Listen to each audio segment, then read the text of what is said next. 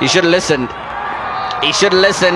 এক ইনিংসেই মুগ্ধ বিসিবি সভাপতি এনামুল হক বুলবুল।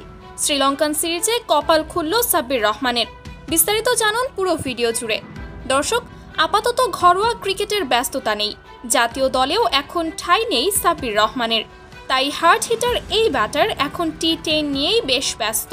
তবে টি10 লিগে প্রথম কয়েক ম্যাচে পারফর্ম না করতে পারলেও আগামীকালের ম্যাচে নিজের চেনা রূপ ফিরে পেয়েছেন একসময়ের মাঠ কাঁপানো এই হার্ড হিটার ব্যাটার। শুধু তাই নয়, দামি দামি বোলারদের রীতিমতো তুলোধুনো করেছেন সাব্বির রহমান। সেই সাথে মাত্র 14 বলে করেছেন 50 রান, যা দেখে যেন চমকেই গিয়েছেন বর্তমান বিসিবি সভাপতি বুলবুল। তাই তো হুটহাট করেই তিনি সিদ্ধান্ত নিয়েছেন টি10 লিগ থেকে সাব্বিরকে ফিরিয়ে সামনে শ্রীলঙ্কার বিপক্ষে টি20 খেলাবেন।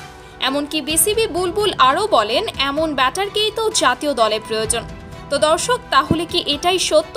আবারও জাতীয় দলে ফিরছেন একসময়ের hard hitter batter Sabbir Rahman? কি মনে হয় আপনাদের? তা অবশ্যই জানিয়ে দিবেন আমাদের কমেন্ট বক্সে।